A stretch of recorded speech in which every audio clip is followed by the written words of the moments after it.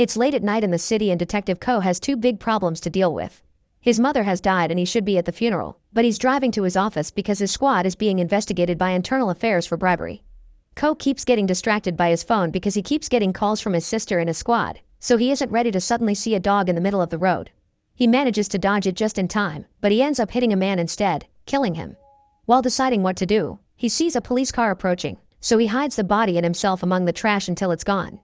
Then, he puts the body in the trunk of the car and gets away, but his escape is short-lived because he ends up driving into a DUI checkpoint. Ko doesn't want to do the test because he drank during the funeral, so he tries to convince the officers he only had a sip. He also tells them he's a detective. However, he keeps acting too suspicious by getting ready to flee the scene and adding an extra number to his police ID, an honest mistake he makes because he's too nervous. The officers don't trust his story, so while one of them calls the district to double-check his identity, another one tries to open the trunk of the car. This makes Ko freak out and get violent, so the cops tase him to calm him down. At that moment, they get confirmation that Ko is indeed a detective, so he gets to leave without issues.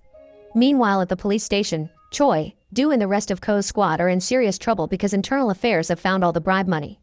Their chief tries to stop them, claiming they don't have context for such an arrest, but the agents show him that they've also found a notebook with a list of all the bribes they've taken through the years. Back to Ko, he decides to go back to the funeral after another call from his angry sister. He scolds his daughter Mina for still being awake, but before they can talk much, his squad shows up to talk to him. They want Ko to take responsibility for the bribes, but he refuses to go down alone. An argument ensues that is cut short by Ko's sister with a reminder that they're about to close the casket, so the squad leaves to leave Ko to his mourning. Keeping to tradition, Ko helps the coffin rites instructor seal the casket, and during this process, he receives a message from his squad saying that internal affairs is going to see him to check his car. He needs to think of a way to get rid of the body quickly, and by noticing the ventilation shafts, he makes a plan. First, he goes out to buy a bunch of balloons. Then, he opens one of the shafts outside and puts a remote-controlled toy soldier he took from his daughter in it. Afterward, he gets back inside and asks to have one last moment with his mother, keeping the balloons with him with the excuse there for his daughter. Once he's left alone, Ko releases the balloons so they can cover the security camera, locks the door, and begins working on his plan. By climbing on a table, he reaches the ventilation shaft, opens it, and activates the soldier. While the toy slowly moves, Ko starts removing the nails from the casket to open it, and all the noises he's making get the attention of one of the funeral house's workers. The woman calls security, but since the door is locked and the security camera is blocked, the guard must find the director to ask for a key. This gives Ko some extra time to complete his plan, so he hurries to grab the toy from the shaft, which has some rope attached to it. This rope is tied around the body at the other end, so by pulling it, Ko brings the body inside the room and puts it in the casket with his mother before resealing it. However, there's a little detail Ko's missed. The guy he killed has a phone in his pocket, and it's now ringing from inside the casket. Ko considers the option of reopening it, but at that moment, the director unlocks the door so Ko has to sit down and pretend he's mourning. Thankfully, the phone stops ringing before the director comes in. Later, when the casket is put inside the hearse, the phone rings again, but the driver just sings along. The day after the burial, the squad chief informs Ko they've managed to get internal affairs off their backs for now. With that taken care of, Ko only needs to do something about his last loose end, his car. When he sees a police car badly parked, he crashes into it on purpose and easily blames it on the officers by pulling rank. Then he gets his insurance to pay for the repairs without suspicion of when most of the damage really happened. Now Ko can go back to work. After watching a demonstration of a new kind of explosive, his squad gets a new case about a murderer they need to find. When handed the case file, Ko is shocked to discover the criminal is Lee, the man he killed. Obviously, he cannot tell the others about it, so he plays along and joins the raid of Lee's place. There, Ko finds the dog from the other night and follows it out, realizing that the crime scene is just a few steps away from Lee's home. While checking out the road to make sure he didn't leave any clues behind, Ko comes across Jin-ho, an officer that has come over to investigate a case of hit and run. It turns out someone saw the accident and called the police, but it was from a paid phone and anonymous, so Jin-ho has no idea who the witness was. Things only get worse for Ko when Jin-ho points out there's a security camera in the area, so they'll be able to check out the footage to find the car. The squad chief assigns Choi to go with Jin-ho to work on the footage because maybe their killer shows up in it too. Desperate to cover his tracks, Ko shows up at the office with the excuse of bringing his friend food and gets to watch the footage too. Fortunately, the video quality is bad and the car goes too fast, so the license plate is too blurry to read the number. Later that night, his sister asks Ko if they're still going away on a trip for Mina's birthday, and he confirms they are. She also wonders if their mother had a lover, because she went to see a fortune teller and was told their mother had a man by her side even now. The next day at the station, Ko picks up a call from an anonymous witness that wants to make a report about Lee. Ko accuses him of being a prank caller and hangs up, but the guy keeps calling, and even when Do picks up the call next, the man specifically asks for Ko. Do transfers the call to him, and Ko begins to worry when he hears the voice ask what he did with the body. Hanging up again doesn't do much because the man just calls his cell phone next. Ko rushes out of the building to take the call out outside as he denies knowing what the voice is talking about. The man tells him he'll make demands soon and asks him not to do anything crazy or he'll report him. That's when Ko sees a person at the payphone that hangs up at the same time the mysterious voice does before getting into a taxi. Ko doesn't hesitate to chase it through the streets, but he isn't fast enough and the cab gets away. A few moments later, the man returns to his own work and reveals he's also a cop, Lieutenant Park, and he was the one in the police car Ko saw the night of the accident. When he returns to the station, Ko learns that Choi and Do have been to the mountain his mother is buried at because that's the last known location of Lee's phone, but thankfully they didn't find anything. Park keeps calling him on both mobile and desk phone, so Ko keeps hanging up as well. This lasts for a while until Park actually shows up at the office and punches him, and as soon as the squad cuts in to stop him, he pretends to have confused Ko with someone else. The other cops are happy to see Park because it turns out he was the one that got internal affairs off their backs.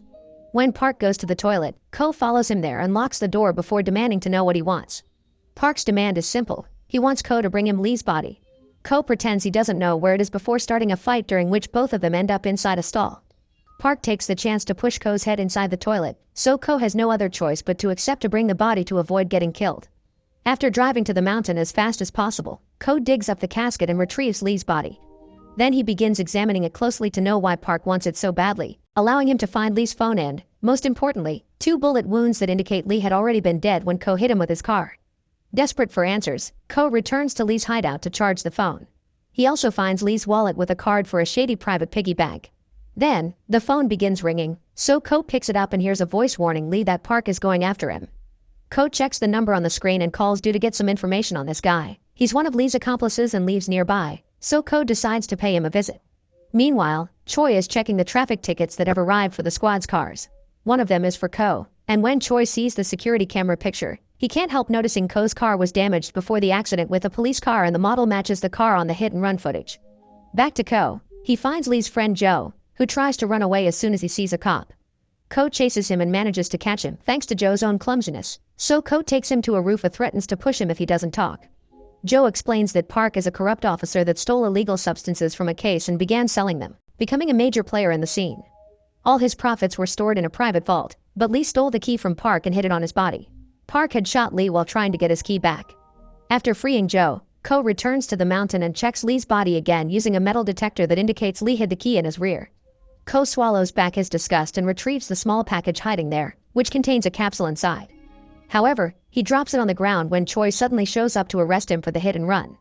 In Choi's car, Ko explains he's being blackmailed by Park and that he was the one that killed Lee, so Choi accepts to take off the handcuffs, and at that moment, Park calls Ko. As soon as Ko gets out to answer the call, a crane drops a shipping container on top of the car and kills Choi. On the phone, Park admits he did it as a warning, reminding Ko he wants Lee's body by 6 a.m. Furious. Ko threatens with turning himself in, so Park plays his next card. He's at Ko's place visiting Mina. Breaking all speed limits, Ko drives back to his house to save his daughter, but by the time he arrives, Park is already gone. Now that he can't turn himself in if he doesn't want to lose his family, Ko comes up with a different plan. After telling his sister to leave for the birthday trip without him, Ko goes back to the station to get more bullets and notices the explosive from the demonstration, so he takes it with him too and puts it inside Lee's body.